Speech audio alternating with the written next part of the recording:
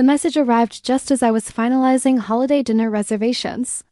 Sweetheart, your father and I think it's best if you skip Thanksgiving this year. We're keeping it small with Lucas and his family. You understand, right? I stared at my phone, a hollow laugh escaping. Of course, they wanted me to stay away again. Lucas, the golden eldest, with his corporate job, flawless wife, and Instagram-perfect children, always took center stage. My name is Danielle, and at 37, I know what it feels like to be invisible in my own family. Every time Lucas earned a promotion, there were speeches and champagne. When I launched my architecture firm last spring, Mom's response was, "That's nice, dear. Did you hear Lucas might be buying a second home?" So I typed calmly, "Oh, sure, Mom. Enjoy your quiet celebration," even as my chest burned with ache. They didn't realize that message sealed my decision.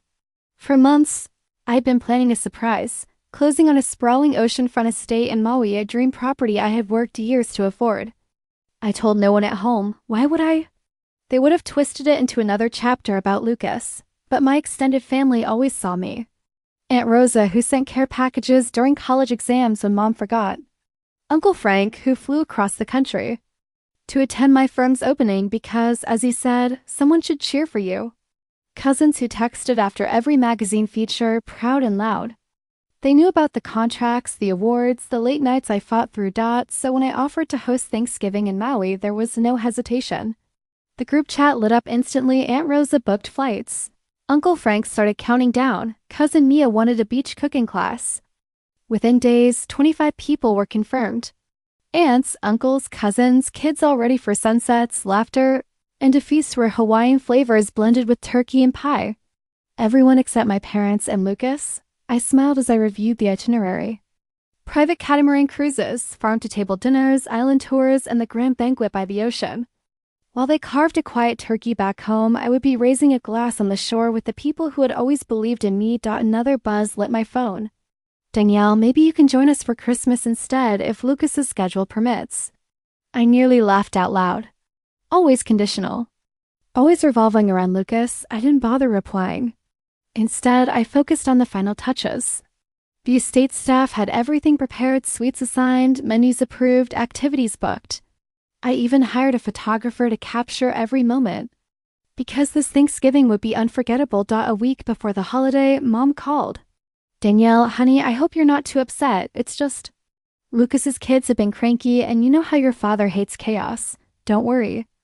"About me, Mom," I said evenly, watching the Pacific sunset from my infinity pool. "Oh, do you have plans with friends?" She asked, surprised as if it never occurred to her that I could have a life beyond their approval. "Something like that," I replied lightly.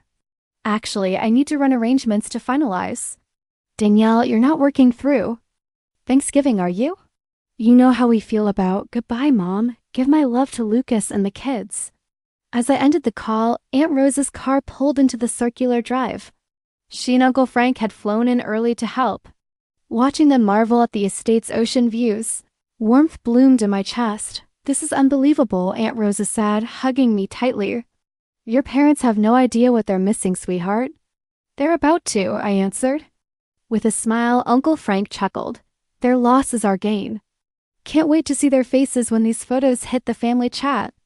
"Neither can I admitted. The next few days filled the estate with laughter. Cousins, uncles, aunts, children, every room alive with love.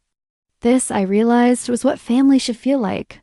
The night before Thanksgiving, we gathered on the terrace for a welcome dinner. I lifted my glass. "To the people who have always shown up for family." 25 glasses clinked beneath.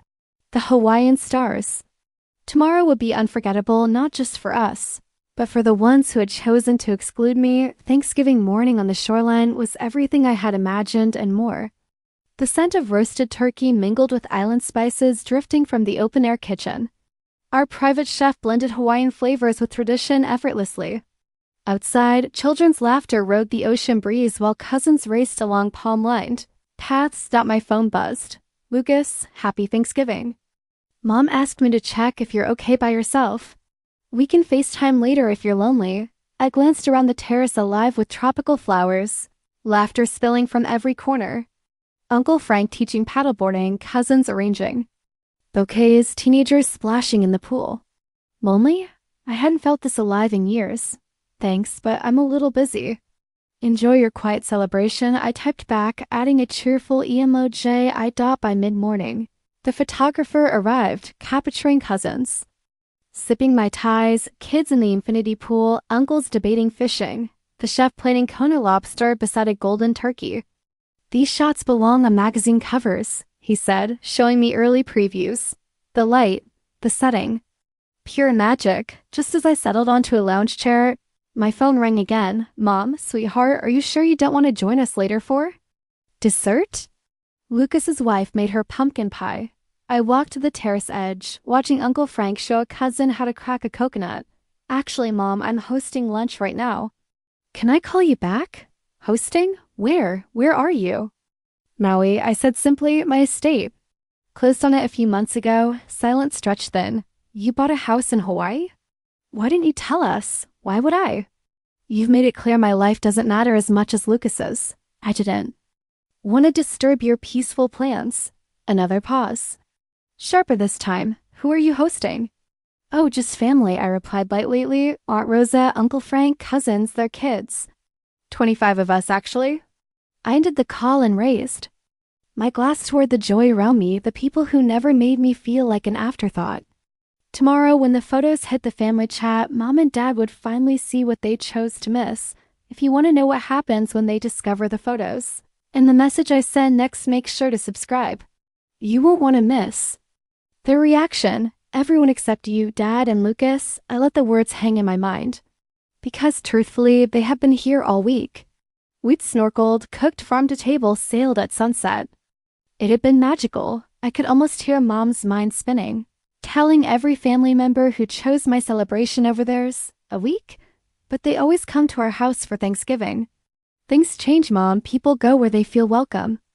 That's not fair, Danielle. We just wanted a quiet, I need to go, I cut her off. The photographer wants group shots before lunch, and Chef Lonnie is plating the first course. I hung up. In the doorway stood Aunt Rosa, smiling knowingly. She pulled me into a hug. Let me guess. Catherine finally realized what she's missing. She did, I said with a grin. Good, Aunt Rosa answered firmly. Maybe next time they'll think twice before shutting you out. The rest of the afternoon unfolded like something out of a dream. Chef Lonnie prepared a spread that blended tradition with island sophistication, turkey roasted to perfection. With macadamia nut stuffing, cranberry lilikoi sauce, and sides infused with tropical flavors. Wine flowed, laughter echoed, and the photographer moved quietly among us, capturing every detail.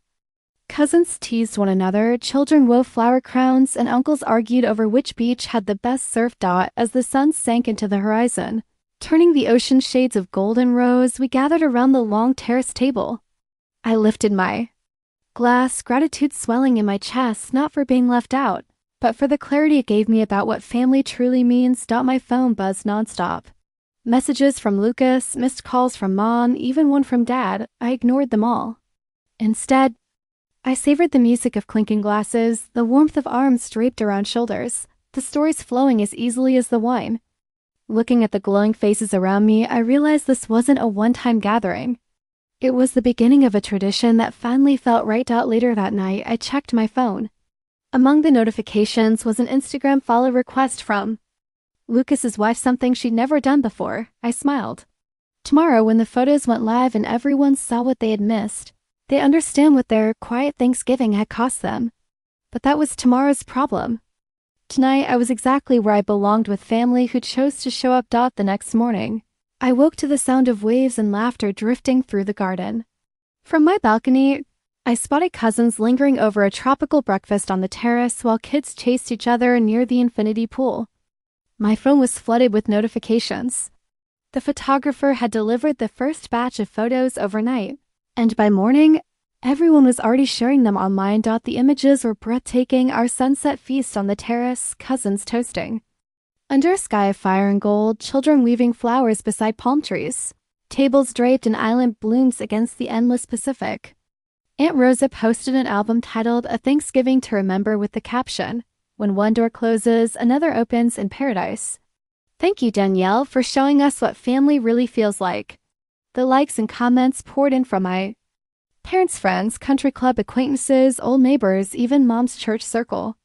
Everyone gushed about how magical it looked, asking why Catherine and Robert hadn't been there, and speculating about the oceanfront estate. Lucas called.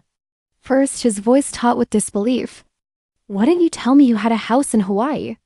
The whole family was there. Like you tell me about your parties, barbecues, and the kids' birthdays? I replied evenly, watching sunlight shimmer across the water. That's different. No. Lucas, it's not. You, Mom, and Dad built your little circle, and that's fine. I built something better. I heard one of his children crying in the background before his voice dropped to a whisper. Mom's losing it. All our friends are asking questions. The Hendersons even canceled Christmas dinner to accept your new Year's invite, I smiled. I hadn't even announced New Year's yet, but word was clearly spreading. Well, I said, I guess Mom got the quiet holiday she wanted. How was it? After a pause, he muttered, boring. Dad fell asleep during football, the kids were cranky, and Mom kept checking her phone after you called. It wasn't Thanksgiving. It wasn't, I said softly, then hung up and joined the others on the terrace. Uncle Frank was organizing a whale-watching trip. Aunt Rosa and Mia were planning a farmer's market run. Someone suggested a sunset picnic on the beach. That's when Dad called. Princess, he began, voice measured, the same tone he once used when trying to talk me out of my dreams. Your mother and I have been talking. Dad, I'm heading out for a boat tour with the family. Can this wait? That's exactly what we want to discuss, he said, voice low. Unity, your mother is very upset about all this. I looked toward the terrace where the people who truly showed up for me were laughing and packing sunscreen. I'm sure she is, but you know what, Dad? I was upset too every time you left me out, every time my accomplishments were dismissed, every time Lucas came first. Silence. The difference, I continued, is that I turned that pain into something positive. Buying a house in Hawaii? Hosting Thanksgiving without us? Like the holidays you planned without me? My tone sharpened. Doesn't feel good, does it? A long pause. Finally, he exhaled. No, it doesn't.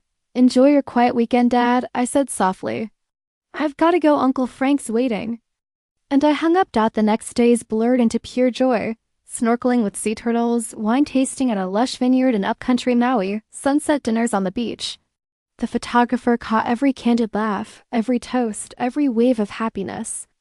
Those photos swept across social media like wildfire cousins surfing at dawn, uncles grilling fresh mahi-mahi, kids in flower crowns racing across the sand. Comments flooded in, what a dream. Why weren't you there? Meanwhile, Mom and Dad were left fielding questions from their friends, all buzzing about the Thanksgiving they had missed and the daughter they had underestimated. A week later, as the last cars left the driveway, Aunt Rosa hugged me tightly. They'll try to invite themselves for Christmas, she said knowingly.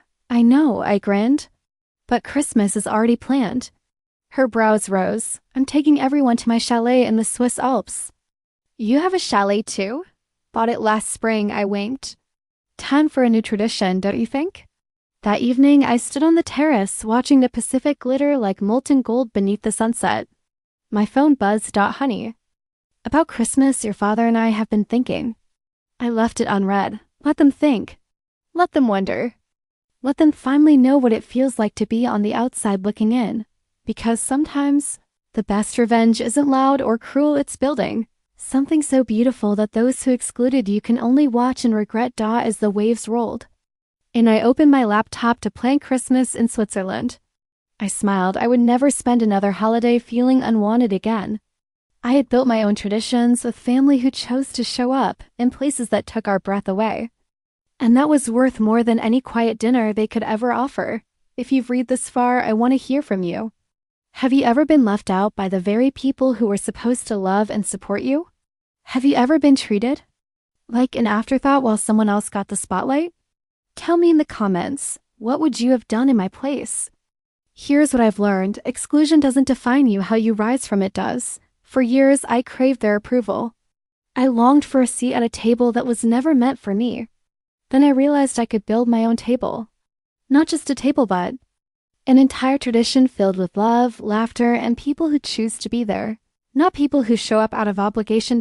So here's my advice. Stop waiting for others to validate your worth. Don't let their neglect shrink your dreams. Use that pain as fuel.